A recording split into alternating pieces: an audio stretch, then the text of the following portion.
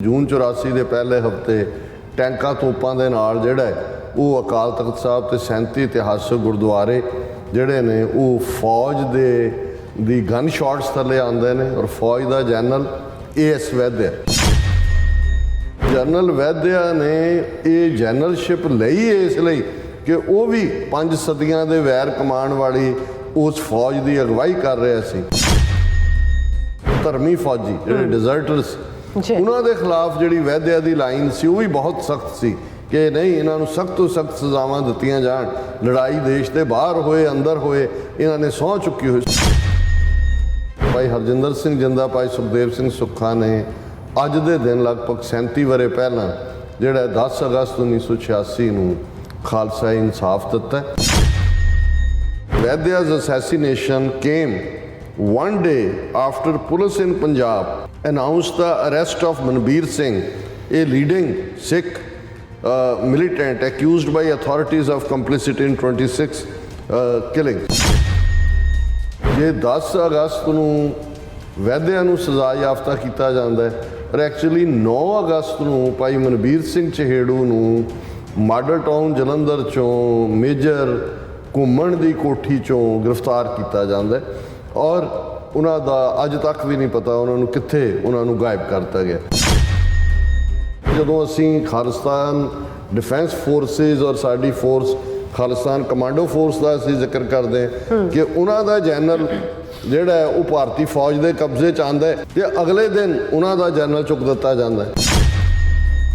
ਵੈਦਿਆ ਨੂੰ ਜੂਨ 84 ਦੇ ਹਮਲੇ ਲਈ ਸਜ਼ਾ ਯਾਫਤਾ ਕੀਤਾ ਗਿਆ। ਉੱਥੇ ਨਾਲ ਇਹ ਵੀ ਸੀ ਕਿ ਭਾਈ ਅਸੀਂ ਜਿਹੜਾ ਸਾਡਾ ਜਨਰਲ ਕੱਲ੍ਹ ਚੁੱਕਿਆ ਉਹਦਾ ਵੀ ਅਸੀਂ ਨਾਲ ਹੀ ਬਦਲਾ ਲੈ ਲਿਆ ਔਰ ਹੁਣ ਜਨਰਲ ਲਾਭ ਸਿੰਘ ਖਾਲਿਸਤਾਨ ਕਮਾਂਡੋ ਫੋਰਸ ਸਾਡੀਆਂ ਫੋਰਸਿਸ ਦੇ ਹੈੱਡ ਹੋਣਗੇ।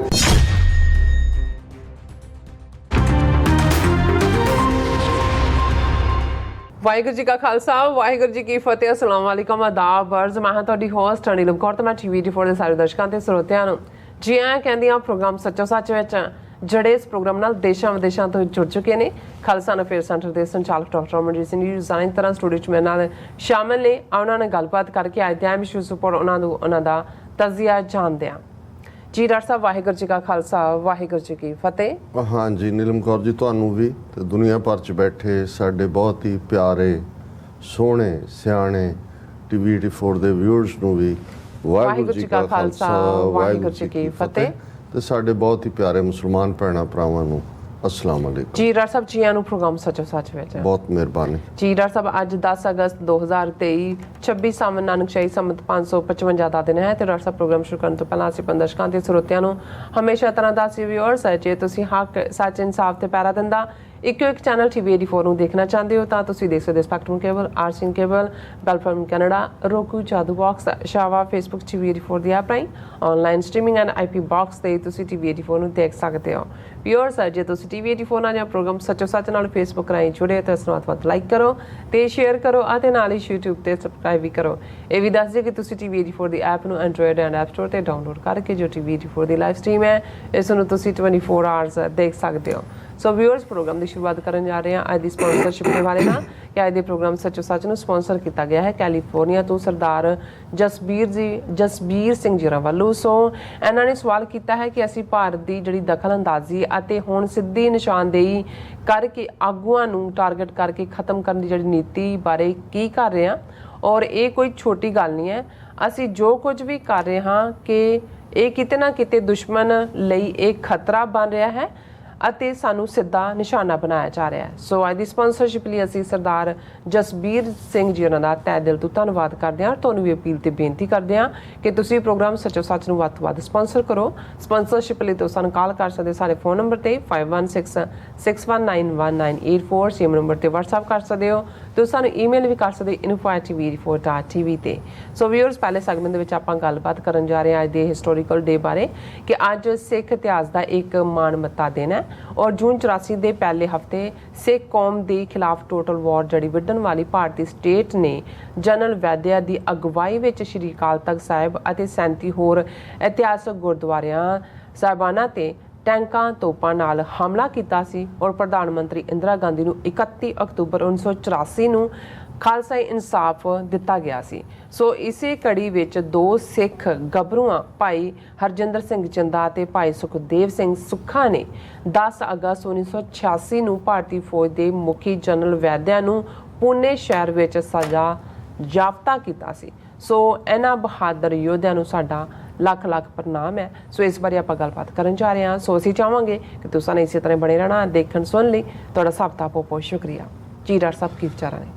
ਦੇਖੋ, ਸਭ ਤੋਂ ਪਹਿਲਾਂ ਤਾਂ ਅਸੀਂ ਉਹਨਾਂ ਸਾਰੇ ਹੀ ਵਿਊਅਰਸ ਦਾ ਕਲੈਕਟਿਵਲੀ ਸ਼ੁਕਰੀਆ ਅਦਾ ਕਰਦੇ ਹਾਂ ਜਿਨ੍ਹਾਂ ਨੇ ਕੱਲ੍ਹ ਦੇ ਪ੍ਰੋਗਰਾਮ ਨੂੰ ਬਹੁਤ ਪਸੰਦ ਕੀਤਾ। ਅੱਛਾ, ਆਲਮੋਸਟ ਸਾਰੇ ਹੀ ਸੈਗਮੈਂਟਸ ਦੇ ਉੱਤੇ ਸਾਨੂੰ ਬਹੁਤ ਅੱਛੀ ਇਨਪੁਟ ਮਿਲੀ। ਆਸਟ੍ਰੇਲੀਆ ਤੋਂ ਵੀ ਸਾਡੇ ਵੀਰ ਖੁਸ਼ ਨੇ ਕਿ ਜੋ ਕੰਮ ਉਹ ਕਰ ਰਹੇ ਨੇ ਉਸ ਦੀ ਰੈਕਗਨੀਸ਼ਨ ਹੁੰਦੀ ਹੈ ਜੀ, ਔਰ ਇਹਦੇ 'ਚ ਕੋਈ ਸ਼ੱਕ ਨਹੀਂ ਹੈ ਕਿ TV 84 ਨੇ ਪੰਥਕ ਹਲਕਿਆਂ ਦੇ ਵਿੱਚ ਆਪਣੀ ਥਾਂ ਬਣਾਈ ਹੈ ਔਰ TV 84 ਤੇ ਕਿਸੇ ਵੀ ਸਬਜੈਕਟ ਦਾ ਜ਼ਿਕਰ ਹੋਣਾ ਇਸ ਨੂੰ ਜਿਹੜਾ ਹਰ ਕੋਈ ਆਪਣੇ ਲਈ ਮਾਣ ਸਮਝਦਾ ਹੈ। ਇਸੇ ਤਰ੍ਹਾਂ ਜਿਵੇਂ ਅਸੀਂ ਕੱਲ੍ਹ ਜਿਨ੍ਹਾਂ ਨੂੰ ਆਸਟ੍ਰੇਲੀਆ 'ਚ ਐਬੋਰੀਜਨਲਸ, ਨਿਊਯਾਰਕ 'ਚ ਮੌਰੀ ਔਰ ਸਾਡੇ ਉਸ ਖਿੱਤੇ 'ਚ ਆਦੀਵਾਸੀ ਇਧਰ ਇੰਡੀਜਨਸ ਪੀਪਲ ਜਾਂ ਨੇਟਿਵਸ ਕਰਕੇ ਕਿਹਾ ਜਾਂਦਾ ਹੈ, ਉਹਨਾਂ ਦੇ ਉੱਤੇ ਵੀ ਜਿਹੜੀ ਗੱਲ ਕੀਤੀ। ਹਾਲਾਂ ਜਿਵੇਂ ਮੈਂ ਅੱਗੇ ਵੀ ਕਿਹਾ ਸੀ ਵੀ ਬਹੁਤ ਵਾਰ ਜਿਹੜੇ ਆਪਣੇ ਤੋਂ ਬਾਹਰ ਦੇ ਟੌਪਿਕ ਹੁੰਦੇ ਨੇ ਸਾਡੀ ਕੌਮ ਦਾ ਇੱਕ ਵੱਡਾ ਹਿੱਸਾ ਉਹਦੇ 'ਚ ਦਿਲਚਸਪੀ ਨਹੀਂ ਰੱਖਦਾ, ਲੇਕਿਨ ਕਿਉਂਕਿ ਜੋ ਕੁਛ ਮਣੀਪੁਰ ਦੇ ਵਿੱਚ ਚੱਲ ਰਿਹਾ ਹੈ ਔਰ ਖ਼ਾਸ ਤੌਰ 'ਤੇ ਜਦੋਂ ਕੁਕੀ, ਜ਼ੋਮੀ, ਮਾਈ ਤਾਈ ਕਬੀਲਿਆਂ ਦਾ ਜ਼ਿਕਰ ਹੁੰਦਾ ਹੈ ਤੇ ਕਬੀਲੇ ਜਾਂ ਆਦੀਵਾਸੀਆਂ 'ਚ ਦਿਲਚਸਪੀ ਵੀ ਵਧੀ ਹੈ। ਔਰ ਜਿਵੇਂ ਅਸੀਂ ਕੱਲ੍ਹ ਕਿਹਾ ਸੀ ਕਿ 12% ਦੇ ਕਰੀਬ ਭਾਰਤ ਦੇ ਵਿੱਚ ਆਬਾਦੀ ਜਿਹੜੀ ਹੈ ਉਹ ਸ਼ਡਿਊਲਡ ਟਰਾਈਬਸ ਦੀ ਹੈ। ਜਿਵੇਂ ਇੱਕ ਸੋਲਿਡ ਬਲਾਕ ਸ਼ਡਿਊਲ ਕਾਸਟ ਦਾ ਹੈਗਾ, ਉਸੇ ਤਰ੍ਹਾਂ ਇੱਕ ਸੋਲਿਡ ਬਲਾਕ ਸ਼ਡਿਊਲ ਟਰਾਈਬਸ ਦਾ ਹੈ। ਔਰ ਉਹਦੇ 'ਚ ਕੱਲ੍ਹ ਮੈਂ ਮੈਂਸ਼ਨ ਕਰਨਾ ਭੁੱਲ ਗਿਆ ਕਿ ਜੇ ਅਸੀਂ ਸਿੱਖ ਕੌਮ ਦੇ ਹਵਾਲੇ ਨਾਲ ਗੱਲ ਕਰੀਏ ਤੇ ਵਣਜਾਰੇ, ਸਿਕਲੀਗਰ, ਇਹ ਸਾਰੇ ਵੀ ਉਸ ਟਰਾਈਬਲ ਜਾਂ ਆਦੀਵਾਸੀ ਉਸ ਖੈਮੇ ਦਾ ਇਹ ਹਿੱਸਾ ਨੇ। ਔਰ ਇਹੀ ਨਹੀਂ, ਈਵਨ ਡੂੰਘੇ ਜੰਗਲਾਂ 'ਚ ਰਹਿਣ ਵਾਲੇ, ਜਦੋਂ ਅਸੀਂ ਗੁਰੂ ਨਾਨਕ ਸਾਹਿਬ ਦੇ ਜੀਵਨ 'ਚ ਬਹੁਤ ਵਾਰ ਕੁਛ ਸਾਖੀ ਕ੍ਰਮ ਇਵੇਂ ਬਣਾ ਦਿੱਤਾ ਗਿਆ ਕਿ ਅਸਲ ਨਾਲੋਂ ਨਿਕਲ ਕੇ ਕਰਾਮਾਤੀ ਚੀਜ਼ਾਂ ਜ਼ਿਆਦਾ ਹਾਵੀ ਹੋਈਆਂ। ਜਦੋਂ ਕੌਡੇ ਰਾਕਸ਼ ਦੀ ਗੱਲ ਹੁੰਦੀ ਹੈ, ਬਹੁਤ ਵਾਰੀ ਅਸੀਂ ਕਿ ਬਈ ਉਹਨੇ ਤੇਲ ਦਾ ਕੜਾਹ ਤਲਿਆ ਸੀ, ਗਰਮ ਕੀਤਾ ਸੀ, ਉਹਦੇ 'ਚ ਤਲ ਕੇ ਖਾ ਜਾਂਦਾ ਸੀ, ਭਾਈ ਮਰਦਾਨੇ ਨੂੰ ਵੀ ਖਾਣ ਲੱਗਾ ਔਰ ਉਹ ਸਾਰਾ। ਲੇਕਿਨ ਦੇਖਣ ਵਾਲੀ ਗੱਲ ਇਹ ਹੈ ਵੀ ਗੁਰੂ ਨਾਨਕ ਸਾਹਿਬ ਜਦੋਂ ਅਸੀਂ ਇਹਨਾਂ ਟਰਾਈਬਲਸ ਦੀ ਜਿਹੜੇ ਡੀਪ ਜੰਗਲਾਂ ਦੇ ਵਿੱਚ ਰਹਿਣ ਵਾਲੇ ਨੇ, ਉਹ ਮੱਧ ਪ੍ਰਦੇਸ਼ ਹੋਏ, ਰਾਜਸਥਾਨ ਹੋਏ, ਕਰਨਾਟਕਾ, ਆਂਧਰਾ, ਮਹਾਰਾਸ਼ਟਰ, ਗੁਰੂ ਨਾਨਕ ਸਾਹਿਬ ਦਾ ਡੂੰਘੇ ਜੰਗਲਾਂ 'ਚ ਜਾ ਕੇ, ਕਿਉਂਕਿ ਕੌਡੇ ਦਾ ਸੰਬੰਧ ਭੀਲ ਕਬੀਲੇ ਨਾਲ ਸੀ। ਭਾਰਤ ਦੇ ਵਿੱਚ ਜਿਹੜੇ ਪ੍ਰਮੁੱਖ ਕਬੀਲੇ ਨੇ ਸ਼ਡਿਊਲ ਟਰਾਈਬਸ, ਉਹਨਾਂ ਦੇ ਵਿੱਚ ਇੱਕ ਭੀਲ ਕਬੀਲਾ ਹੈ। ਔਰ ਭੀਲ ਕਬੀਲੇ 'ਚ ਜਿਵੇਂ ਈਵਨ ਜਦੋਂ ਤੁਸੀਂ ਕਈ ਹੋਰ ਵੀ ਥਾਵਾਂ ਦੇਖਦੇ ਹੋ, ਅਫਰੀਕਾ 'ਚ ਵੀ ਐਸੇ ਕਬੀਲੇ ਨੇ ਕਿ ਭੁੱਖ ਦੀ ਹਾਲਤ ਦੇ ਵਿੱਚ ਜਦੋਂ ਉਹਨਾਂ ਨੂੰ ਕੋਈ ਜਾਨਵਰ ਜਾਂ ਕੋਈ ਹੋਰ ਸਾਧਨ ਨਾ ਮਿਲੇ ਤੇ ਉਹ ਈਵਨ ਮਨੁੱਖੀ ਮਾਸ ਨੂੰ ਵੀ ਖਾਂਦੇ ਨੇ। ਸੋ ਸੰਭਵ ਹੈ ਭੀਲ ਕਬੀਲੇ ਦਾ ਇੱਕ ਹਿੱਸਾ ਇਸ ਕਿਸਮ ਦੇ ਜਿਹੜਾ ਉਹਨਾਂ 'ਚੋਂ ਪ੍ਰੈਕਟਿਸ ਹੋਏਗੀ। ਲੇਕਿਨ ਮੈਂ ਜਦੋਂ ਇਸ ਨੂੰ ਦੇਖਦਾ ਹਾਂ ਵੀ ਗੁਰੂ ਨਾਨਕ ਸਾਹਿਬ ਦਾ ਕੌਡੇ ਉਹਨਾਂ ਭੀਲ ਕਬੀਲਿਆਂ ਤੱਕ ਡੂੰਘੇ ਜੰਗਲ 'ਚ ਪਹੁੰਚਣਾ ਔਰ ਫਿਰ ਉਹ ਕੌਡਾ ਭਾਈ ਕੌਡਾ ਬਣ ਜਾਂਦਾ, ਕਿਉਂਕਿ ਜਿਵੇਂ ਅੱਜ ਵੀ ਅਸੀਂ ਸੱਜਣ ਠੱਗ ਕਵਾਂਗੇ, ਪਰ ਮੈਂ ਸਮਝਦਾ ਵੀ ਉਹ ਭਾਈ ਸੱਜਣ ਜਿਸ ਨੇ ਫਿਰ ਉਹ ਭਾਈ ਕੌਡਾ ਹੋਏ, ਭਾਈ ਸੱਜਣ ਹੋਏ, ਭਾਈ ਭੂਮੀਆਂ ਹੋਏ, ਅਸੀਂ ਭੂਮੀਆਂ ਚੋਰ ਕਹਿ ਕੇ ਅੱਜ ਵੀ ਐਡਰੈਸ ਕਰਾਂਗੇ। ਉਹਨਾਂ ਨੇ ਉਹ ਸਾਡੇ ਉਹ ਇਕੱਲੇ ਸਿੰਬਲ ਹੀ ਨਹੀਂ, ਉਹ ਸੈਂਟਰ ਸਿੱਖੀ ਪ੍ਰਚਾਰ ਦੇ ਬਣੇ। ਜੇ ਅਸੀਂ ਇਹ ਸਾਰੇ ਨੂੰ ਦੇਖੀਏ ਔਰ ਅਸੀਂ ਕਦੇ ਵੀ ਜਦੋਂ ਅਸੀਂ ਸਿੱਖੀ ਦੀ ਐਕਸਪੈਂਸ਼ਨ ਦੀ ਗੱਲ ਕਰਦੇ ਹਾਂ, ਕਦੇ ਵੀ ਇਸ ਆਸਪੈਕਟ ਨੂੰ ਨਾ ਸਮਝਣ ਦੀ ਕੋਸ਼ਿਸ਼ ਕੀਤੀ, ਨਾ ਉਹਨਾਂ ਤੱਕ ਪਹੁੰਚ ਕੀਤੀ। ਹੁਣ ਜੇ ਫਾਰਮਰ ਐਜੀਟੇਸ਼ਨ ਦੇ ਦੌਰਾਨ ਜਾਟਾਂ ਦੇ ਨਾਲ, ਉਹ ਵੈਸਟਰਨ ਯੂਪੀ ਦੇ ਹੋਣ, ਹਰਿਆਣੇ ਦੇ ਹੋਣ, ਉਹਨਾਂ ਦੇ ਨਾਲ ਐਕਸਪੋਜ਼ਰ ਹੋਇਆ ਤੇ ਅਸੀਂ ਦੇਖ ਰਹੇ ਹਾਂ ਕਿ ਕਿੰਨੀ ਤੇਜ਼ੀ ਦੇ ਨਾਲ ਜਿਹੜਾ ਸਿੱਖੀ ਦਾ ਪ੍ਰਚਾਰ ਪ੍ਰਸਾਰ ਹਰਿਆਣੇ ਦੇ ਵਿੱਚ ਹੋ ਰਿਹਾ। ਔਰ ਇਹ ਇਸ ਮੂਵਮੈਂਟ ਦਾ ਨਤੀਜਾ ਸੀ ਕਿ ਉਹੀ ਮੁਜ਼ੱਫਰਨਗਰ ਦੰਗਿਆਂ ਦੇ ਵੇਲੇ ਜਿਹੜੇ ਜਾਟ ਮੁਸਲਮਾਨਾਂ ਦੇ ਖਿਲਾਫ ਭੁਗਤੇ ਜਾਂ ਅਦਰਵਾਈਜ਼ ਜਿਹੜਾ ਉਹ ਆਰੀਆ ਸਮਾਜੀ ਨੈਰੇਟਿਵ ਨੂੰ ਓਨ ਕਰਨ ਵਾਲੇ ਸੀ, ਤੁਸੀਂ ਉਸ ਪ੍ਰਭਾਵ ਦੇਖੋ ਜਿਹੜਾ ਸਿੱਖ ਮੂਵਮੈਂਟ ਦਾ ਅਸਰ ਸੀ ਫਾਰਮਰ ਮੂਵਮੈਂਟ ਦਾ। ਲੇਕਿਨ ਨੂਹ ਦੀ ਜਿਹੜੀ ਘਟਨਾ ਹੈ ਉਹਦੇ ਵੇਲੇ ਜਿਹੜਾ ਉਹ ਖੁੱਲ੍ਹ ਕੇ ਮੁਸਲਮਾਨਾਂ ਦੇ ਹੱਕ 'ਚ ਵੀ ਭੁਗਤੇ ਔਰ ਉਹਨਾਂ ਨੂੰ ਬ੍ਰਾਹਮਣਵਾਦੀ ਗੇਮ ਸਮਝ ਆਈ। ਇਸੇ ਤਰ੍ਹਾਂ ਮੈਂ ਸਮਝਦਾ ਹਾਂ ਵੀ ਅਸੀਂ ਵਣਜਾਰਿਆਂ ਦੇ ਹਵਾਲੇ ਨਾਲ ਸਿੱਖਲੀ ਗਿਣਤੀ ਦੇ ਹਵਾਲੇ ਨਾਲ ਅਸੀਂ ਕਹਾਂਗੇ ਜੀ 1 ਕਰੋੜ ਨੇ 2 ਕਰੋੜ ਨੇ, ਪਰ ਕਦੇ ਵੀ ਸਾਡੀਆਂ ਮੇਨ ਸਟ੍ਰੀਮ ਸਿੱਖ ਜਥੇਬੰਦੀਆਂ ਨੇ, ਸ਼੍ਰੋਮਣੀ ਕਮੇਟੀ ਜਾਂ ਕਿਸੇ ਦਾ ਤਾਂ ਹੁਣ ਗਿਲਾ ਹੀ ਕਾਹਦਾ ਰਹਿ ਗਿਆ, ਉਹਨਾਂ ਨੇ ਉਹਨਾਂ ਤੱਕ ਪਹੁੰਚ ਹੀ ਨਹੀਂ ਕੀਤੀ। ਅਦਰਵਾਈਜ਼ ਸਿੱਖੀ ਦਾ ਬੀਜ ਗੁਰੂ ਨਾਨਕ ਸਾਹਿਬ ਨੇ ਉਹ ਮੱਧ ਪ੍ਰਦੇਸ਼ ਔਰ ਜਿਹੜਾ ਉਹ ਆਂਧਰਾ ਦੇ ਡੂੰਘੇ ਜੰਗਲ ਹੋਣ ਜਿਨ੍ਹਾਂ 'ਚ ਭਾਈ ਕੋਡੇ ਵਰਗੇ ਭੀਲ ਕਬੀਲੇ ਤੱਕ ਵੀ ਪਹੁੰਚਾਇਆ। ਸਿਕਲੀਗਰ ਵਣਜਾਰਿਆਂ ਦਾ ਜ਼ਿਕਰ ਤਾਂ ਅਸੀਂ ਕਰਦੇ ਹੀ ਕਰਦੇ ਹਾਂ। ਸੋ ਇਹ ਵੀ ਬੜੀ ਅਹਿਮੀਅਤ ਵਾਲੀ ਗੱਲ ਹੈ ਕਿ ਅਸੀਂ ਇਸ ਨੂੰ ਸਮਝਣ ਦੀ ਵੀ ਕੋਸ਼ਿਸ਼ ਕਰੀਏ ਕਿ ਕਿੰਨਾ ਵੱਡਾ ਹਿੱਸਾ ਜਿਹੜੇ ਬਿਲਕੁਲ ਕਲੀਨ ਸਲੇਟ ਵਾਂਗ ਨੇ ਇਹ ਜਿਹੜੀਆਂ ਟਰਾਈਬਲ ਸੁਸਾਇਟੀਜ਼ ਨੇ, ਉਹਨਾਂ ਦੇ ਵਿੱਚ ਕੋਈ ਅਦਰ ਦੈਨ ਬਦਲਾਖੋਰੀ ਜਾਂ ਕਬੀਲਾ ਪ੍ਰਸਤੀ ਜਿਹਦੇ ਥੱਲੇ ਉਹ ਇੱਕ ਦੂਜੇ ਦਾ ਨੁਕਸਾਨ ਕਰਦੇ ਨੇ, ਬਾਕੀ ਟ੍ਰੇਡ ਜਿਹੜੇ ਅਸੀਂ ਡਿਵੈਲਪਡ ਸੁਸਾਇਟੀਜ਼ ਦੇ ਵਿੱਚ ਲਿਆਂਦੇ ਨੇ ਉਹਦਾ ਉਹ ਹਿੱਸਾ ਨਹੀਂ ਨੇ। ਸੋ ਇਸ ਵਿਚਾਰ ਚਰਚਾ ਨੂੰ ਵੀ ਸਾਡੇ ਵਿਊਅਰਸ ਵੱਲੋਂ ਪਸੰਦ ਕੀਤਾ ਗਿਆ ਔਰ ਅਸੀਂ ਸਭ ਦਾ ਹੀ ਸਾਂਝੇ ਤੌਰ ਦੇ ਉੱਤੇ ਸ਼ੁਕਰੀਆ ਅਦਾ ਕਰਦੇ ਹਾਂ। ਅੱਜ ਦੇ ਪ੍ਰੋਗਰਾਮ ਨੂੰ ਵੀਰ ਜਸਬੀਰ ਸਿੰਘ ਕੈਲੀਫੋਰਨੀਆ ਨੇ ਸਪਾਂਸਰ ਕੀਤਾ ਹੈ।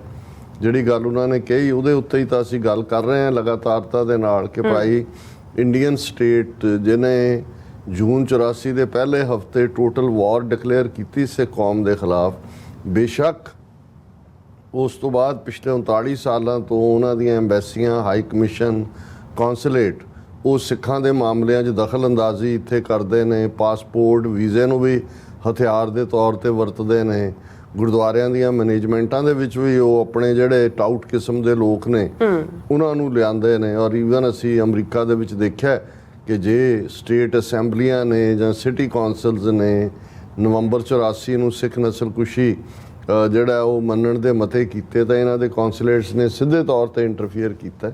ਲੇਕਿਨ ਹੁਣ ਜਿਹੜੀ ਉਹਨਾਂ ਨੇ ਤਰਜ ਜਿਹੜੀ ਹੈ KGB ਔਰ ਮੋਸਾਦ ਵਾਲੀ ਲਿਆਂਦੀ ਹੈ, ਡਾਇਰੈਕਟ ਟਾਰਗੇਟਿੰਗ।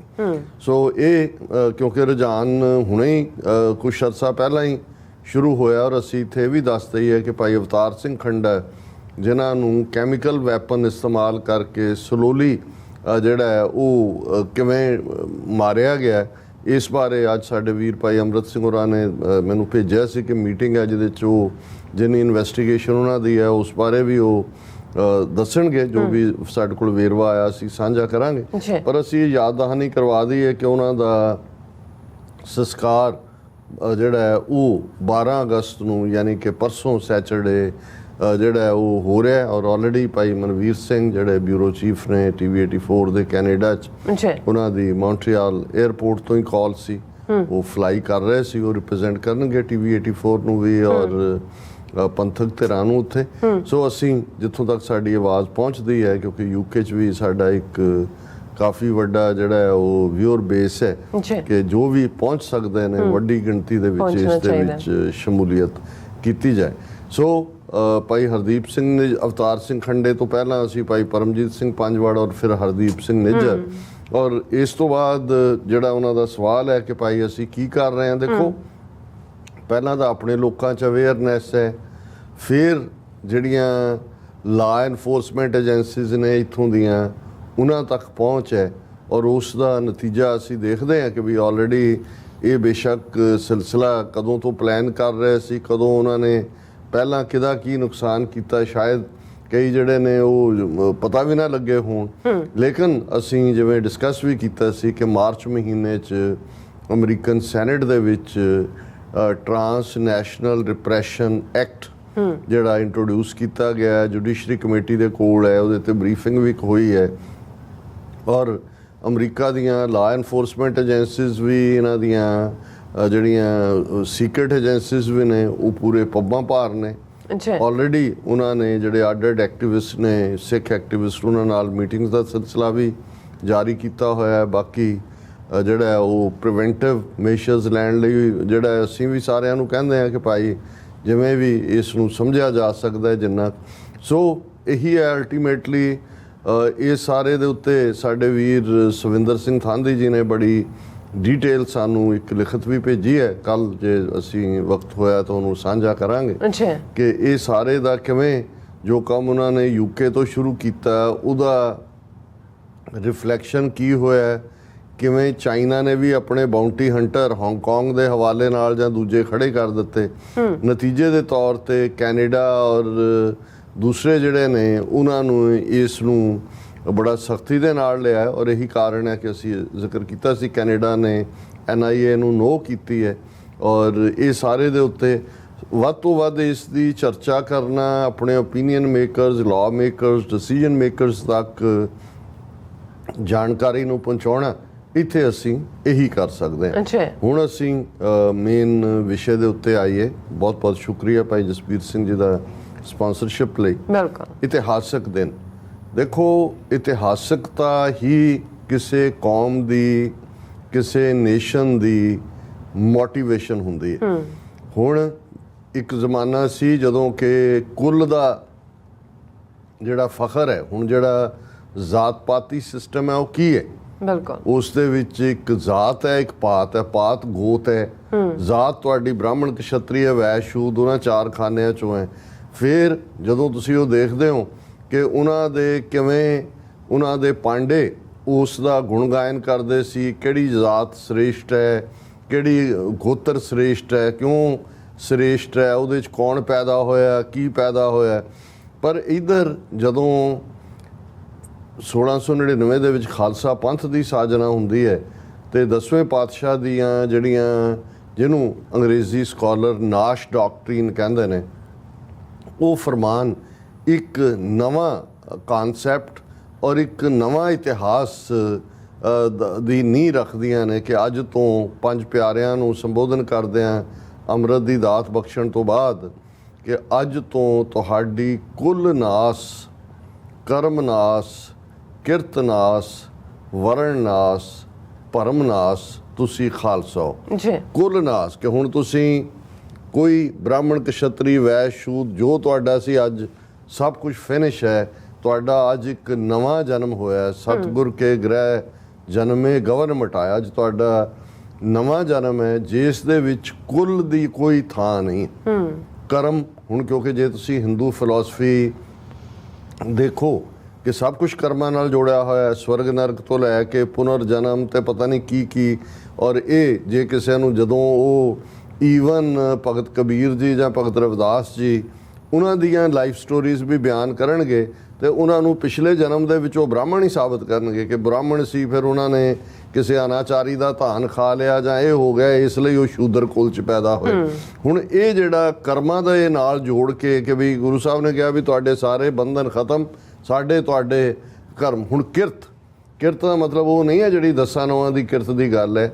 ਇੱਥੇ ਬ੍ਰਾਹਮਣਵਾਦੀ ਵਰਣ ਆਸ਼ਰਮ ਦੇ ਵਿੱਚ ਬ੍ਰਾਹਮਣ ਦੀ ਕਿਰਤ ਪੜ੍ਹਨਾ, ਪੜ੍ਹਾਉਣਾ ਤੇ ਸਾਰਿਆਂ ਦੇ ਉੱਤੇ ਸਰਦਾਰੀ ਕਰਨਾ ਹੈ।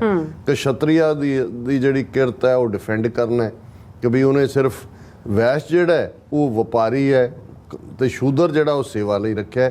ਇਹ ਬ੍ਰਾਹਮਣ ਨੇ ਵਰਣ ਆਸ਼ਰਮ ਧਰਮ ਦੇ ਵਿੱਚ ਹਰ ਇੱਕ ਦੀ ਕਿਰਤ ਨਿਰਧਾਰਿਤ ਕੀਤੀ ਤੇ ਗੁਰੂ ਸਾਹਿਬ ਨੇ ਕਿਹਾ ਕਿ ਖਾਲਸਾ ਜਿਹੜਾ ਹੈ ਉਸ ਦੀ ਜਿਹੜੀ ਕਿਰਤ ਹੈ ਉਹ ਪਿਛਲੀਆਂ ਇਹ ਸਾਰੀਆਂ ਬ੍ਰਾਹਮਣ, ਕਸ਼ਤਰੀ, ਵੈਸ਼, ਸ਼ੂਦ, ਇਹਨਾਂ 4 ਦਾ ਹੀ ਜਿਹੜਾ ਇਕੱਠ ਹੈ ਖਾਲਸੇ ਦੇ ਵਿੱਚ ਉਹ ਹੈ। ਖਾਲਸਾ ਬਾਣੀ ਪੜ੍ਹਦਾ ਹੈ, ਪੜ੍ਹਾਉਂਦਾ ਹੈ। ਜੋ ਬ੍ਰਾਹਮਣ ਨੇ ਆਪਣੇ ਕੋਲ ਰੱਖਿਆ ਸੀ, ਇੱਥੇ ਜਿਹਨਾਂ ਨੂੰ ਸ਼ੂਦਰ ਬਣਾਇਆ ਸੀ ਉਹਨਾਂ ਦੇ ਕੋਲ ਵੀ ਹੈ। ਹਰ ਖਾਲਸਾ ਸ਼ਸਤਰਧਾਰੀ ਹੈ। 5 ਕਕਾਰੀ 'ਚ ਕਿਰਪਾਨ ਜਿਹੜਾ ਹੈ ਉਹ ਪੱਕਾ ਆਰਟੀਕਲ ਆਫ ਫੇਥ ਹੈ। ਖਾਲਸਾ ਹਮਨੇ ਕਸ਼ਤਰੀਆ ਕੀਆ ਹੈ, ਸੋ ਪੱਕਾ ਖਾਲਸਾ ਕਸ਼ਤਰੀ ਹੈ। ਵੈਸ਼ ਜਿਹੜਾ ਹੈ ਉਹ ਕਿਰਤ ਕਰਨ ਵਾਲਾ ਸੀ, ਜਿਹੜਾ ਕੋਈ ਦੁਕਾਨਦਾਰੀ ਕਰ ਰਿਹਾ, ਕੋਈ ਖੇਤੀਬਾੜੀ ਕਰ ਰਿਹਾ, ਕੋਈ ਹੋਰ ਕਰ ਰਿਹਾ। ਗੁਰੂ ਸਾਹਿਬ ਨੇ ਕਿਹਾ ਕਿ ਭਾਈ ਇੱਥੇ ਤਾਂ ਰਸਤਾ ਹੀ ਉਹਦੇ ਲਈ ਹੈ।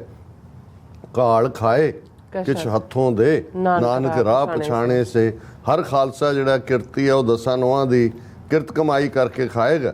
ਔਰ ਸ਼ੂਦਰ ਜਿਹੜਾ ਇਹ ਸੀ ਕਿ ਬ੍ਰਾਹਮਣ ਦੀ ਸੇਵਾ ਲਈ ਹੈ। ਗੁਰੂ ਸਾਹਿਬ ਨੇ ਕਿਹਾ ਨਹੀਂ, ਇਹ ਸੇਵਾ ਜਿਹੜੀ ਹੈ ਵਿਣ ਸੇਵਾ ਤ੍ਰਿਗ ਹੱਥ ਪੈਰ ਹੋਰ ਨੇਫਲ ਕਰਨੀ, ਕਿ ਉਹ ਹੱਥ ਤੇ ਪੈਰ ਤ੍ਰਿਗ ਨੇ, ਉਹਨਾਂ ਨੂੰ ਧਿਕਾਰ ਹੈ, ਉਹਨਾਂ ਨੂੰ ਫਟਕਾਰ ਹੈ ਜਿਹੜੇ ਸੇਵਾ ਦੇ ਵਿੱਚ ਨਹੀਂ ਲੱਗਦੇ। ਸੋ ਇਹ ਜਦੋਂ ਭਾਈ ਗੁਰਦਾਸ ਨੇ ਕਿਹਾ ਕਿ 4 ਵਰਣ ਇੱਕ ਵਰਣ ਕਰਾਇਆ, ਇਹ ਬੜੀ ਖੂਬਸੂਰਤ ਇੰਟਰਪ੍ਰੀਟੇਸ਼ਨ ਹੈ ਕਿ ਵੀ ਉਹਨਾਂ ਦਾ ਜਦੋਂ ਕੁੱਲ ਨਾਸ, ਵਰਣ ਨਾਸ, ਕਿਰਤ ਨਾਸ, ਭਰਮ ਨਾਸ, ਕਿ ਉਹ ਉਸ ਸਾਰੇ ਦੇ ਵਿੱਚ ਉਹਨਾਂ ਦੇ ਵਰਣਾਂ ਦਾ ਨਾਸ ਕਰਕੇ ਇੱਥੇ ਕਿਹਾ ਕਿ ਵੀ ਤੁਹਾਡੇ ਹੁਣ ਕਿਰਤ ਦਾ ਨਾਸ ਹੈ। ਕੋਈ ਤੁਸੀਂ ਵਰਣ ਆਸ਼ਰਮ ਤੇ ਬੇਸਡ ਕਿਰਤ ਨਹੀਂ ਕਰਨੀ ਹੈ, ਔਰ ਨਾਲ ਦੀ ਨਾਲ ਭਰਮ ਕਿ ਕੋਈ ਭੁਲੇਖਾ ਭਰਮ ਜਿਹੜਾ ਹੈ ਉਹ ਤੁਹਾਡੇ ਲਈ ਹੁਣ ਥਾਂ ਉਸ ਦੀ ਨਹੀਂ ਹੈ। ਤੁਸੀਂ ਗੁਰੂ ਕਾ ਖਾਲਸਾ ਹੋ, ਔਰ ਉਹੀ ਜਿਹੜਾ ਫਰਮਾਨ ਗੁਰੂ ਸਾਹਿਬ ਜੋਤੀ ਜੋਤ ਸਮਾਨ ਤੋਂ ਪਹਿਲਾਂ ਉਸ ਦੇ ਉੱਤੇ ਪੂਜਾ ਅਕਾਲ ਕੀ, ਪਰਚਾ ਸ਼ਬਦ ਕਾ, ਦੀਦਾਰ ਖਾਲਸੇ ਕਾ, ਕਿ ਭਾਈ ਰੱਬ ਤੋਂ ਬਿਨਾ ਇੱਕ ਰੱਬ ਹੈ, ਸਾਹਿਬ ਮੇਰਾ ਇੱਕੋ ਹੈ, ਇੱਕੋ ਹੈ ਭਾਈ ਇੱਕੋ ਹੈ। ਔਰ ਉਸ ਦੇ ਨਾਲ ਜਿਹੜਾ ਹੈ ਪਰਚਾ ਸ਼ਬਦ ਕਾ, ਕਿ ਵੀ ਅਲਟੀਮੇਟਲੀ ਤੁਹਾਡੇ ਪਰਚਾ ਕੀ ਹੁੰਦਾ, ਸਵਾਲ ਹੁੰਦੇ ਨੇ। ਸ਼ੰਕਾ ਜਦੋਂ ਇਹ ਹੈ ਕਿ ਭਾਈ ਭਰਮ ਨਾਸ, ਹੁਣ ਭਰਮ ਕੀ ਕੌਣ ਨਾਸ ਕਰੇਗਾ? ਗੁਰੂ ਗ੍ਰੰਥ ਸਾਹਿਬ ਦੀ ਬਾਣੀ। ਬਾਣੀ ਨੂੰ ਸਭ ਸਿੱਖਣ ਕੋ ਹੁਕਮ ਹੈ, ਗੁਰੂ ਮਾਨਿਓ ਗ੍ਰੰਥ, ਕਿ ਭਾਈ ਜਦੋਂ ਤੁਹਾਡੇ ਅੰਦਰ ਪਰਚਾ ਪੈਦਾ ਹੁੰਦਾ ਹੈ, ਸਵਾਲ ਪੈਦਾ ਹੁੰਦਾ ਹੈ, ਤੇ ਫਿਰ ਜਿਹੜਾ ਹੈ ਗੁਰੂ ਗ੍ਰੰਥ ਜੀ ਮਾਨਿਓ ਪ੍ਰਗਟ ਗੁਰਾਂ ਕੀ ਦੇ, ਜੋ ਪ੍ਰਭ ਕੋ ਮਿਲ ਬੋਚ ਹੈ ਖੋਜ ਸ਼ਬਦ ਮੈਂ ਦੇ। ਹੁਣ ਉਹੀ ਤੁਹਾਡੇ ਸਵਾਲਾਂ ਦੇ ਜਵਾਬ, ਖੋਜ ਕੀ ਹੈ? ਰਿਸਰਚ ਹੈ। ਤੁਹਾਡੇ ਮਨ ਦੇ ਅੰਦਰ ਕੋਈ ਸਵਾਲ ਅਟਕਿਆ ਹੋਇਆ ਹੈ, ਤੁਸੀਂ ਬਾਣੀ ਦਾ ਆਸਰਾ ਪਰਨਾ ਲੈਂਦੇ ਹੋ, ਉਹ ਤੁਹਾਨੂੰ ਉਸ ਸਵਾਲ ਦਾ ਜਵਾਬ ਮਿਲਦਾ ਹੈ। ਔਰ ਇਹੀ ਜਿਹੜੀ ਡਾਕਟਰੀਨ, ਔਰ ਇਸ ਦੇ ਨਾਲ ਜਦੋਂ ਅਸੀਂ ਆਪਣੇ ਮਾਣਮੱਤੇ ਇਤਿਹਾਸ ਦਾ ਜ਼ਿਕਰ ਕਰਦੇ ਹਾਂ ਤੇ ਉਹ ਖਾਲਸਾ ਪੰਥ ਦਾ ਇਤਿਹਾਸ ਹੈ। ਇਹ ਅਫਸੋਸ ਦੀ ਗੱਲ ਹੈ ਕਿ ਅੱਜ ਉਹੀ ਅੱਡ-ਅੱਡ ਕਬੀਲਿਆਂ ਜਾਂ ਜ਼ਾਤਾਂ ਗੋਤਾਂ ਵਾਲੇ ਉਸ ਖਾਲਸੇ ਦੇ ਜਿਹੜਾ ਸੂਰਮਗਤੀ ਦਾ, ਕੁਰਬਾਨੀਆਂ ਦਾ ਇਤਿਹਾਸ ਹੈ, ਉਹਦੇ 'ਚੋਂ ਆਪਣੇ ਸ਼ਹੀਦਾਂ ਨੂੰ ਕੱਢ ਕੇ ਉਹਨਾਂ ਦੇ ਨਾਂ 'ਤੇ ਗੁਰਦੁਆਰੇ ਵੀ ਬਣਾਉਂਦੇ ਨੇ, ਜਾਂ ਸਿਰਫ ਉਹਨਾਂ ਨੂੰ ਪ੍ਰਮੋਟ ਕਰਨ ਦੀ ਲਾਈਨ ਹੈ। ਇਹ ਫਿਰ ਅਸੀਂ ਬ੍ਰਾਹਮਣਵਾਦ ਦੇ ਉਸ ਖਾਰੇ ਸਮੁੰਦਰ ਦੇ ਵਿੱਚ ਹੀ ਡਿੱਗੇ ਹੋਏ ਹਾਂ, ਔਰ ਉਧਰ ਹੀ ਜਾ ਕੇ ਡੁੱਬਦੇ ਜਾ ਰਹੇ ਹਾਂ। ਜੇ ਅਸੀਂ ਇਹੀ ਇਹ ਗੱਲ ਤੋਂ ਪਹਿਲਾਂ ਵੀ ਕਰਦੇ ਸੀ ਕਿ ਭਾਈ ਉਹਨਾਂ ਨੇ ਵੀ ਆਪਣੇ ਕਸ਼ਤਰੀਆਂ ਦੇ ਯੋਧੇ ਬਣਾਏ ਹੋਏ ਸੀ, ਬ੍ਰਾਹਮਣ ਆਪਣਿਆਂ ਨੂੰ ਤਾਰੀਫ ਕਰਦੇ ਸੀ, ਸ਼ੂਦਰ ਤਾਂ ਹੈ ਹੀ ਸੇਵਾ ਲਈ ਸੀ, ਉਹਨਾਂ ਦਾ ਤਾਂ ਕੋਈ ਪ੍ਰਾਈਡ ਨਾਂ ਦੀ ਚੀਜ਼ ਹੀ ਨਹੀਂ ਸੀ। ਹੁਣ ਜਦੋਂ ਅਸੀਂ ਅੱਜ ਦੇ ਦਿਨ ਦੀ ਗੱਲ ਕਰ ਰਹੇ ਹਾਂ 10 ਅਗਸਤ 1986 ਦੀ, ਮੈਂ ਕਿਉਂ ਕਿਹਾ ਕਿ ਭਾਈ ਇਹ ਸਾਡਾ ਉਸ ਇਤਿਹਾਸ ਦਾ ਜਿਹੜਾ ਸਾਡੀ ਕਲੈਕਟਿਵ ਹਿਸਟਰੀ ਹੈ। ਹੁਣ ਜਿਸ ਖਾਲਸੇ ਨੂੰ 5 ਕਕਾਰੀ ਰੂਪ ਦੇ ਕੇ 4 ਵਰਣ ਇੱਕ ਵਰਣ ਕਰਾਇਆ ਦੇ ਥੱਲੇ ਇਸ ਧਰਤੀ ਦੇ ਉੱਤੇ ਪ੍ਰਕਾਸ਼ਮਾਨ ਕੀਤਾ ਜਾਂਦਾ ਹੈ, ਪ੍ਰਗਟ ਕੀਤਾ ਜਾਂਦਾ ਹੈ, ਰਿਵੀਲ ਕੀਤਾ ਜਾਂਦਾ ਹੈ, ਉਸ ਖਾਲਸੇ ਦਾ ਮੋਟੋ, ਆਦਰਸ਼, ਉਸ ਦੀ ਜੀਵਨ ਜਾਂਚ, ਬੇਸ਼ੱਕ ਉਹ ਗੁਰੂ ਨਾਨਕ ਸਾਹਿਬ ਤੋਂ 10ਵੇਂ ਪਾਤਸ਼ਾਹ ਤੱਕ ਲਗਭਗ 230 ਸਾਲ ਦਾ ਸਮਾਂ ਜਿਸ ਦੇ ਵਿੱਚ ਉਸ ਦੀ ਟ੍ਰੇਨਿੰਗ ਹੋਈ ਹੈ, ਸਪਿਰਿਚੁਅਲ ਵੀ, ਮੈਂਟਲ ਵੀ, ਇੰਟੈਲੈਕਚੁਅਲ ਵੀ, ਫਿਜ਼ੀਕਲ ਵੀ, ਸੋਸ਼ਲ ਵੀ, ਔਰ ਸਮਾਜਿਕ। ਜਦੋਂ ਅਸੀਂ ਸਿਟੀ ਸੈਂਟਰਸ ਦੇ ਕਨਸੈਪਟ ਦੀ ਗੱਲ ਕਰਦੇ ਹਾਂ, ਐਵੇਂ ਨਹੀਂ ਗੁਰੂ ਨਾਨਕ ਸਾਹਿਬ ਨੇ ਕਰਤਾਰਪੁਰ ਸਾਹਿਬ ਸਾਰੇ ਉੱਥੇ ਵਸੇ ਆ ਕੇ, ਗੁਰੂ ਅੰਗਦ ਸਾਹਿਬ ਖਡੂਰ ਸਾਹਿਬ, ਗੁਰੂ ਅਮਰਦਾਸ ਜੀ ਗੋਇੰਦਵਾਲ ਸਾਹਿਬ, ਇਧਰ ਚੱਕ ਰਾਮਦਾਸ ਜਿਹੜਾ ਅੰਮ੍ਰਿਤਸਰ ਬਣਦਾ, ਗੁਰੂ ਅਰਜਨ ਸਾਹਿਬ ਨੇ ਤਰਨਤਾਰਨ ਸਾਹਿਬ, ਹਰਗੋਬਿੰਦਪੁਰ ਦੀ ਫਾਊਂਡੇਸ਼ਨ, ਕਰਤਾਰਪੁਰ ਸਾਹਿਬ ਜਿਹੜਾ ਜਲੰਧਰ ਦੇ ਨੇੜੇ ਹੈ, 6ਵੇਂ ਪਾਤਸ਼ਾਹ ਨੇ ਕੀਰਤਪੁਰ ਸਾਹਿਬ ਔਰ ਹਰਗੋਬਿੰਦਪੁਰ ਨੂੰ ਆਬਾਦ ਕੀਤਾ, 7ਵੇਂ ਪਾਤਸ਼ਾਹ ਕੀਰਤਪੁਰ ਦਾ ਨੂੰ ਡਿਵੈਲਪ ਕਰਦੇ ਨੇ, ਔਰ 9ਵੇਂ ਪਾਤਸ਼ਾਹ ਉੱਥੇ ਚੱਕ ਨਾਨਕੀ ਜਿਹੜਾ ਮਾਖੋਵਾਲ ਦੀ ਥਾਂ ਲੈ ਕੇ ਜਿਹੜਾ ਆਨੰਦਪੁਰ ਸਾਹਿਬ ਬਣਦਾ, ਔਰ 10ਵੇਂ ਪਾਤਸ਼ਾਹ ਪੌਂਟਾ ਸਾਹਿਬ, ਆਨੰਦਪੁਰ ਸਾਹਿਬ, ਔਰ ਫਿਰ ਜਿਹੜਾ ਅਬਚਲ ਨਗਰ ਗੋਬਿੰਦ ਗੁਰੂ ਕਾ, ਇਹ ਸਾਰੇ ਨੂੰ ਦੇਖਦੇ। ਹੁਣ ਕਿਉਂਕਿ ਜਦੋਂ ਤੁਸੀਂ ਇੱਕ ਇਵੋਲਵ ਹੋ ਰਹੇ ਹੁੰਦੇ ਹੋ, ਇੱਕ ਡੀਜਨਰੇਟ ਸੁਸਾਇਟੀ ਚੋਂ ਨਿਕਲ ਕੇ ਤੁਸੀਂ ਇੱਕ ਨਵਾਂ ਪਾਥ ਸਿਰਜ ਰਹੇ ਹੋ, ਫਿਰ ਉਹਨਾਂ ਥਾਟਸ ਦੀ ਜਿਹੜੀ ਹੈ ਉਹ ਮਜ਼ਬੂਤੀ ਦੇ ਲਈ ਜ਼ਰੂਰੀ ਹੈ ਤੁਹਾਡਾ ਆਲਾ ਦੁਆਲਾ ਵੀ ਉਹੀ ਹੋਏ। ਸੋ ਇਹ ਕੰਪਲੀਟ ਆਲਰੇਡੀ 230 ਸਾਲ 'ਚ ਜਿਹੜਾ ਸਿੱਖ ਰੈਵੋਲੂਸ਼ਨ ਹੈ, ਸਿੱਖ ਤਹਿਜ਼ੀਬ ਹੈ, ਉਹ ਮੁਕੰਮਲ ਸੀ। ਖਾਲਸਾ ਤਾਂ ਉਸ ਦੇ ਉੱਤੇ ਸਟੈਂਪ ਲਾ ਕੇ ਉਸ ਨੂੰ ਸਦੀਵੀ ਕਿ ਇਸ ਦੇ ਵਿੱਚ ਹੁਣ ਕੋਈ ਤਬਦੀਲੀ ਨਹੀਂ ਹੈ। ਜਦੋਂ ਗੁਰੂ ਕਲਗੀਧਰ ਪਾਤਸ਼ਾਹ ਫਰਮਾਉਂਦੇ ਨੇ ਕਿ ਖਾਲਸਾ ਮੇਰੋ ਰੂਪ ਹੈ ਖਾਸ, ਖਾਲਸੇ ਮੈਂ ਹੋ ਕਰੋ ਨਿਵਾਸ, ਕਿ ਬਈ ਹੁਣ ਫਰਦਰ ਤਬਦੀਲੀ ਆਮ ਨਹੀਂ ਹੈ, ਇਹ ਹੁਣ ਚੇਂਜੇਬਲ ਨਹੀਂ ਹੈ। ਹੁਣ ਇਹਦੇ 'ਚ ਇੱਕ ਕੰਪਲੀਟ ਤਹਿਜ਼ੀਬ, ਇੱਕ ਕੰਪਲੀਟ ਇਨਸਾਨੀਅਤ ਦਾ ਮਾਡਲ ਜਿਹੜਾ ਹੈ ਉਸ ਦੇ ਵਿੱਚ ਰੱਖਿਆ, ਔਰ ਉਸ ਦੇ ਜ਼ਿੰਮੇ ਕੰਮ ਲਾਇਆ ਜਾਂਦਾ ਹੈ। ਖਾਲਸਾ ਸੋਏ ਜੋ ਨਿਰਧਨ ਕੋ ਪਾਲੇ, ਖਾਲਸਾ ਸੋਏ ਜੋ ਦੁਸ਼ਟ ਕੋ ਗਾਲੇ। ਹਾਲਾਂ ਬਹੁਤ ਸਾਰੇ ਫਰਜ਼ ਹੋਰ ਨੇ, ਪਰ ਅਸੀਂ ਜਦੋਂ ਕਿਸੇ ਚੀਜ਼ ਨੂੰ ਸਮ ਅਪ ਕਰਦੇ ਹਾਂ, ਪ੍ਰੋਟੈਕਟਰ ਆਫ ਦਾ ਡਾਊਨ ਟਰੋਡਨ, ਜਦੋਂ ਨੀਚੋਂ ਊਚ ਕਰੇ ਮੇਰਾ ਗੋਬਿੰਦ, ਜਦੋਂ ਕਨਸੈਪਟ ਇਹ ਹੈ, ਤੇ ਫਿਰ ਨਿਰਧਨ ਜਿਹੜਾ ਓਪਰੈਸਡ ਹੈ, ਰਿਪਰੈਸਡ ਹੈ, ਸੁਪਰੈਸਡ ਹੈ, ਇਹ ਅੰਗਰੇਜ਼ੀ ਦੇ ਅੱਜ ਦੇ ਸ਼ਬਦ ਨੇ। ਲੇਕਿਨ ਨਿਰਧਨ ਜਿਹੜਾ ਹੈ ਉਹ ਇਸ ਲਈ ਸੀ ਕਿ ਉਹ ਹੈਵ ਨਾਟ ਸੀ, ਮਾਰਕਸ ਨੇ ਭਾਵੇਂ ਇੱਕ ਡਿਫਰੈਂਟ ਕੰਟੈਕਸਟ ਦੇ ਵਿੱਚ ਹੈਵ ਔਰ ਹੈਵ ਨਾਟ ਦੀ ਗੱਲ ਕੀਤੀ ਅੱਛਾ। ਰੱਬ ਨੂੰ ਪਾਸੇ ਰੱਖ ਕੇ, ਲੇਕਿਨ ਇੱਥੇ ਅਕਾਲ ਪੁਰਖ ਦੇ ਹੁਕਮ ਦੇ ਵਿੱਚ ਖੇਡ ਵੱਡੀ ਹੈ। ਕੀਤਿਆਂ ਦੁੱਖ ਭੂਖ ਸਦ ਮਾਰ ਇਹ ਵੀ ਦਾਤ ਤੇਰੀ ਦਾਤਾਰ, ਉਹ ਇੱਕ ਵੱਖਰੇ ਕਨਸੈਪਟ ਦੀ ਗੱਲ ਹੈ। ਪਰ ਇੱਥੇ ਤਖਤ ਬਹਿ ਤਖਤੈ ਕੇ ਲਾਇਕ ਉਹੀ ਬੈਠੇ ਜਿਹੜਾ ਤਖਤ ਦੇ ਲਾਇਕ ਹੈ। ਤੇ ਜਦੋਂ ਕੋਈ ਤਖਤ ਤੇ ਬੈਠ ਕੇ ਸ਼ੀਂ ਬਣ ਜਾਏਗਾ, ਰਾਜੇ ਸ਼ੀਂ ਮੁਕੱਦਮ ਕੁੱਤੇ ਜਾਏ ਜਗਾਇਨ ਬੈਠੇ ਸੁੱਤੇ, ਫਿਰ ਗੁਰੂ ਨਾਨਕ ਸੱਚ ਕੀ ਬਾਣੀ ਕਹਿਣਗੇ, ਜੀ ਉਹਨਾਂ ਨੂੰ ਵੰਗਾਰਨਗੇ, ਪਾਪ ਦੀ ਜੰਜ ਕਹਿਣਗੇ ਹਮਲਾਵਰਾਂ ਨੂੰ।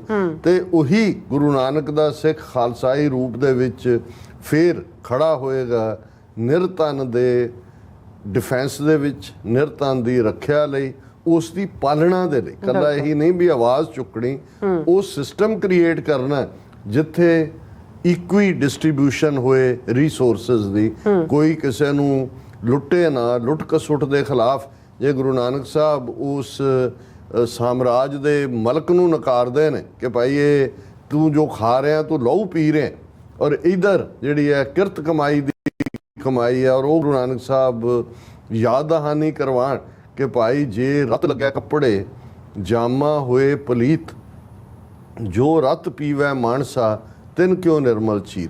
ਕਿ ਭਾਈ ਜੇ ਇੱਕ ਖੂਨ ਦਾ ਡ੍ਰੌਪ ਕੱਪੜਿਆਂ ਨੂੰ ਲੱਗ ਜਾਏ ਉਹ ਮੈਲਾ ਹੋ ਜਾਂਦਾ ਹੈ, ਤੇ ਜਿਹੜੇ ਨੇ ਉਹ ਲੋਕਾਂ ਦਾ ਖੂਨ ਪੀਂਦੇ ਨੇ, ਐਕਸਪਲੋਇਟਡ ਲੇਬਰ, ਉਹਨਾਂ ਦੇ ਮਨ ਕਿਵੇਂ ਸਾਫ਼ ਰਹਿ ਸਕਦੇ ਨੇ। ਹੁਣ ਇਹ ਜਿਹੜਾ ਕਨਸੈਪਟ ਪ੍ਰੋਗਰਾਮਿੰਗ ਹੋਈ ਜਿਹੜੀ, ਇਹ ਅਸੀਂ 3 ਸਦੀਆਂ ਦੀ ਜੇ ਗੱਲ ਨੂੰ ਹੁਣ ਦੇ ਕਰੰਟ ਕੰਟੈਕਸਟ ਦੇ ਵਿੱਚ ਲਿਆਈਏ, ਅਸੀਂ ਕਿਵੇਂ ਉਹ ਖਾਲਸਾ ਖਲੋਤਾ ਮੁਗਲਾਂ ਦੇ ਖਿਲਾਫ, ਦਰਾ ਖੈਬਰ ਪਾਰ ਦੇ ਧਾੜਵੀਆਂ ਦੇ ਖਿਲਾਫ, ਅੰਗਰੇਜ਼ੀ ਸਲਤਨਤ ਦੇ ਖਿਲਾਫ, ਔਰ 75 ਸਾਲਾਂ ਤੋਂ ਜਿਨ੍ਹਾਂ ਦੇ ਹੱਥ ਪਾਵਰ ਆਈ, ਜਿਹੜੇ 5 ਸਦੀਆਂ ਦਾ ਵੈਰ ਸਿੱਖੀ ਦੇ ਨਾਲ ਦਿਲ ਦੇ ਵਿੱਚੋਂ ਖਾਰ ਰੱਖ ਕੇ ਬੈਠੇ ਸੀ, ਔਰ ਉਸ 47 ਤੋਂ 37 ਸਾਲ ਬਾਅਦ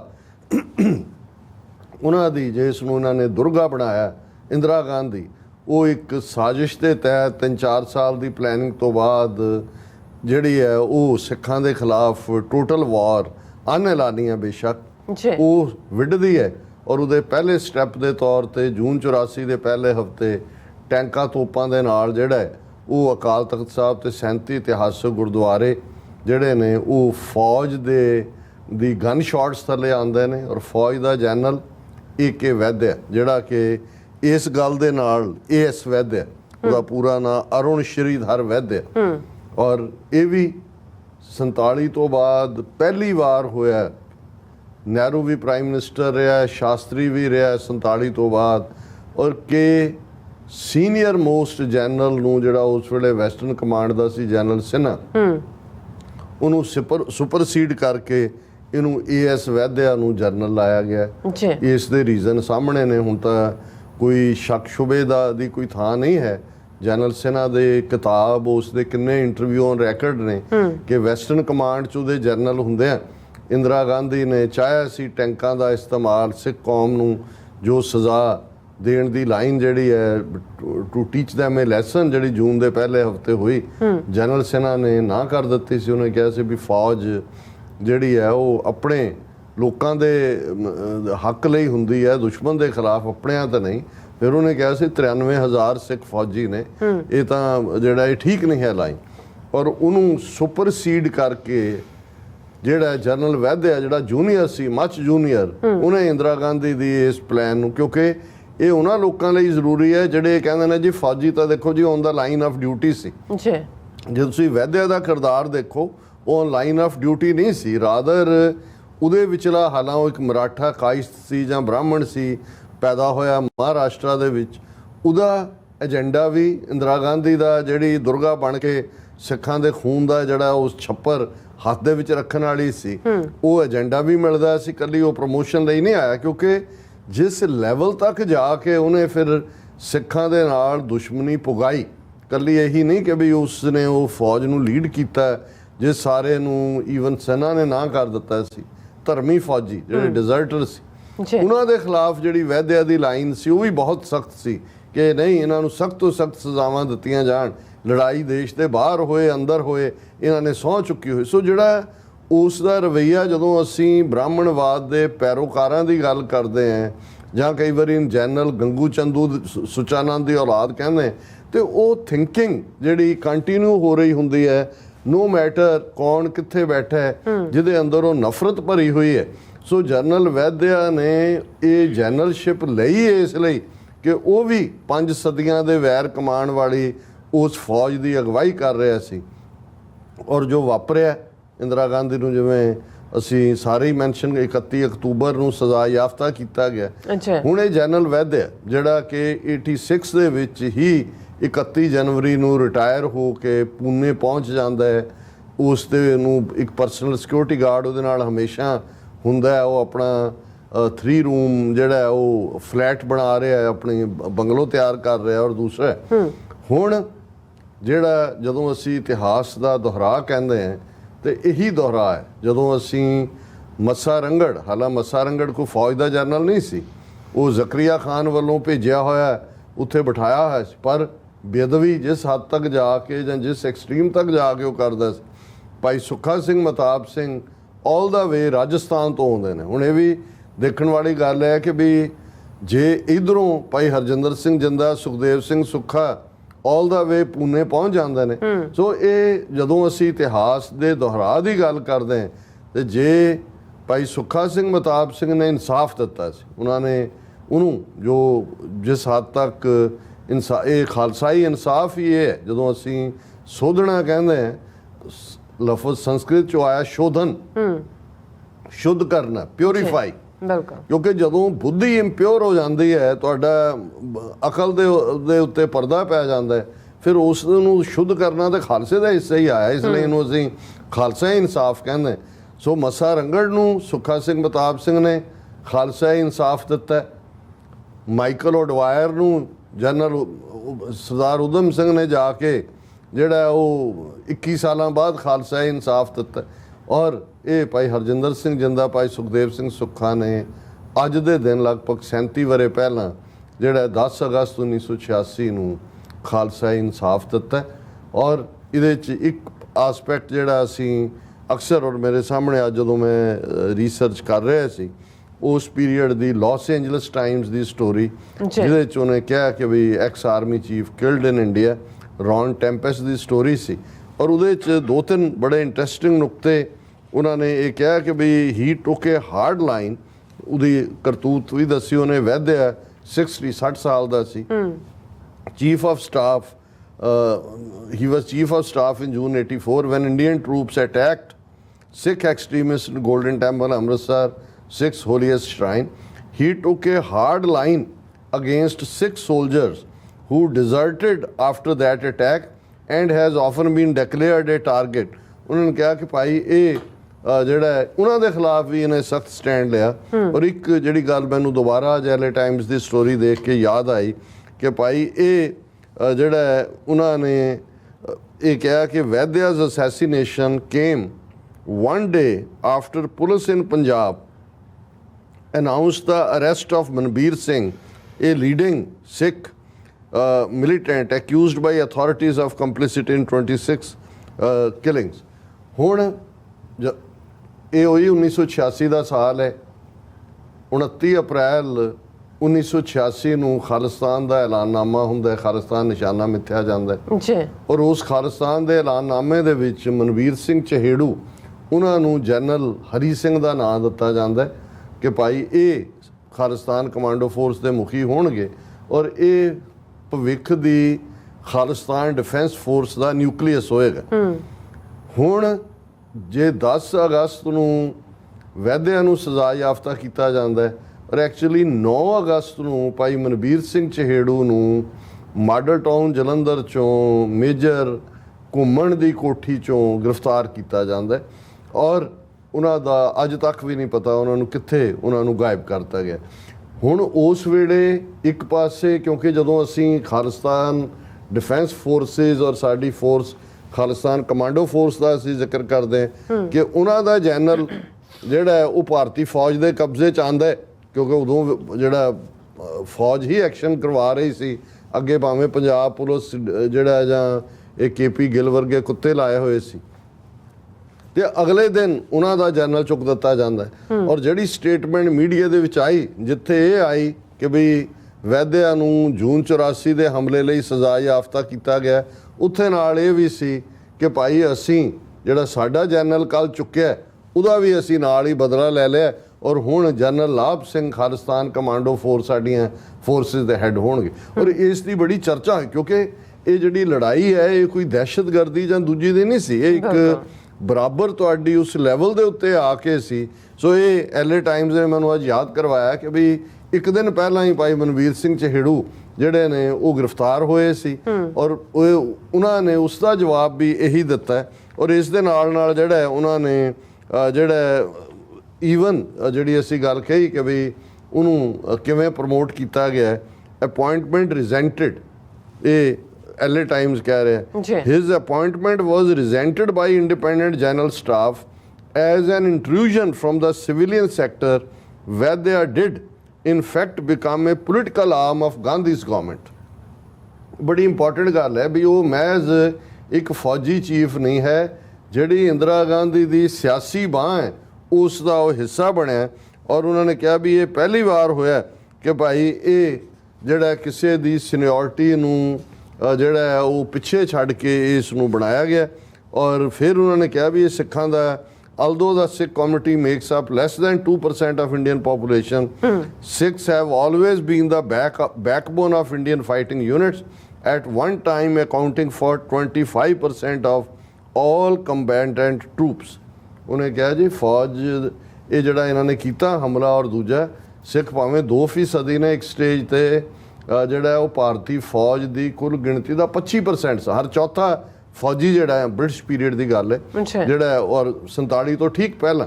ਸੋ ਅਸੀਂ ਸਮਝਦੇ ਹਾਂ ਵੀ ਅੱਜ ਜਿੱਥੇ ਅਸੀਂ ਭਾਈ ਹਰਜਿੰਦਰ ਸਿੰਘ ਜਿੰਦਾ, ਭਾਈ ਸੁਖਦੇਵ ਸਿੰਘ ਸੁੱਖਾ, ਉਹਨਾਂ ਦੇ ਕਿਆ ਕਹਿਣੇ, ਉਹਨਾਂ ਦੀ ਉਹੀ ਕਿ ਉਹਨਾਂ ਦੀ ਜ਼ਿੰਦਗੀ ਵੀ ਜਿਹੜੀ ਹੈ ਉਹ ਕੌਮ ਨੂੰ ਜ਼ਿੰਦਗੀ ਦੇਣ ਵਾਲੀ ਸੀ, ਉਹਨਾਂ ਦੀ ਸ਼ਹਾਦਤ ਨੇ ਵੀ ਕੌਮ ਨੂੰ ਜ਼ਿੰਦਗੀ ਦਿੱਤੀ। ਪਰ ਇਹ ਅਸੀਂ ਆਪਣੀ ਜਿਹੜੀ ਹੁਣ ਦੀ ਪੀੜ੍ਹੀ ਹੈ ਉਹਨੂੰ ਯਾਦ ਦਹਾਨੀ ਵੀ ਕਰਵਾ ਰਹੇ ਹਾਂ ਕਿ ਭਾਈ ਜਦੋਂ ਅਸੀਂ ਇਹ ਕਹਿੰਦੇ ਹਰਜਿੰਦਰ ਸਿੰਘ ਜਿੰਦਾ, ਭਾਈ ਸੁਖਦੇਵ ਸਿੰਘ ਸੁੱਖਾ ਜਾਂ ਭਾਈ ਬੇਅੰਤ ਸਿੰਘ, ਭਾਈ ਸਤਵੰਤ ਸਿੰਘ ਦੀ ਕੁਰਬਾਨੀਆਂ ਦੀ ਗੱਲ ਕਰਦੇ ਤੇ ਅਸੀਂ ਯਾਦ ਦਹਾਨੀ ਕਰਵਾਉਂਦੇ ਹਾਂ ਕਿ ਲਗਭਗ 3 ਸਦੀਆਂ ਦਾ ਖਾਲਸਾ ਇਤਿਹਾਸ ਇਹ ਯਾਦ ਦਹਾਨੀ ਕਰਵਾਉਂਦਾ ਕਿ ਭਾਈ ਸੁੱਖਾ ਸਿੰਘ, ਮਤਾਬ ਸਿੰਘ ਦੇ ਵਾਰਸਾਂ ਦੀ ਲੜੀ ਅਜੇ ਟੁੱਟੀ ਨਹੀਂ ਹੈ। ਅੱਜ ਵੀ ਉਹ ਲੜੀ ਕਾਇਮ ਹੈ, ਔਰ ਆਉਣ ਵਾਲੇ ਪੀਰੀਅਡ 'ਚ ਵੀ ਜਿਹੜਾ ਖਾਲਸਾ ਨਿਰਧਨ ਦਾ ਪਾਲਕ ਹੈ ਤੇ ਦੁਸ਼ਟ ਨੂੰ ਗਾਲਣ ਵਾਲਾ ਹੈ, ਟਾਇਰੈਂਟਸ ਨੂੰ ਪਨਿਸ਼ ਕਰਦਾ। ਜੀ ਡਾਕਟਰ ਸਾਹਿਬ ਤੁਹਾਡਾ ਬਹੁਤ ਬਹੁਤ ਸ਼ੁਕਰੀਆ। ਸੋ ਅਥਲੈਨ ਬ੍ਰੇਕ ਵਿਊਅਰਸ, ਬ੍ਰੇਕ ਤੇ ਜਾਣ ਤੋਂ ਪਹਿਲਾਂ ਅਸੀਂ ਤੁਹਾਨੂੰ ਅਪੀਲ ਤੇ ਬੇਨਤੀ ਕਰਦੀ ਕਿ ਜਿਸ ਤਰ੍ਹਾਂ ਕਿ ਤੁਸੀਂ ਜਾਣਦੇ ਹੋ ਕਿ TV84 ਇੱਕ ਪੰਥਕ ਚੈਨਲ ਹੈ, ਔਰ TV84 ਦੀ ਚੜ੍ਹਦੀ ਕਲਾ ਲਈ ਵੱਧ ਤੋਂ ਵੱਧ ਡੋਨੇਟ ਕਰੋ। ਡੋਨੇਟ ਕਰਨ ਲਈ ਸਾਡੀ ਵੈਬਸਾਈਟ tv84.tv ਤੇ ਜਾ ਕੇ ਪੇਪਲ ਦੀ ਵਰਤੋਂ ਕਰਕੇ 1 ਟਾਈਮ ਡੋਨੇਟ ਕਰ ਸਕਦੇ ਹੋ, ਮੰਥਲੀ ਡੋਨੇਟ ਵੀ ਕਰ ਸਕਦੇ ਹੋ। ਤੁਸੀਂ TV84 ਦੇ ਨਾਮ ਤੇ ਚੈੱਕ ਬਣਾ ਕੇ ਸਾਨੂੰ ਮੇਲ ਵੀ ਕਰ ਸਕਦੇ ਹੋ ਸਾਡੇ ਇਸ ਪਤੇ ਤੇ 36-01 37th Avenue, Long Island City, New York 11101 USA, ਜਾਂ ਫਿਰ ਤੁਸੀਂ ਸਾਨੂੰ ਫੋਨ ਰਾਹੀਂ ਵੀ ਸੰਪਰਕ ਕਰ ਸਕਦੇ ਹੋ 5166619184। ਤੁਸੀਂ ਸਾਨੂੰ ਈਮੇਲ ਵੀ ਕਰ ਸਕਦੇ ਹੋ info@tv84.tv ਤੇ। ਅਸੀਂ ਤੁਹਾਡੇ ਤਹਿ ਦਿਲ ਤੋਂ ਸ਼ੁਕਰਗੁਜ਼ਾਰ ਹੋਵਾਂਗੇ। ਸੋ ਇੱਥੇ ਲੈਣੇ ਬ੍ਰੇਕ ਵਿਊਅਰਸ, ਤੁਸੀਂ ਸਾਨੂੰ ਇਸੇ ਤਰ੍ਹਾਂ ਬਣੇ ਰਹਿਣਾ। ਮਿਲਦੇ ਹਾਂ ਛੋਟੇ ਜਿਹੇ ਬ੍ਰੇਕ ਤੋਂ ਬਾਅਦ।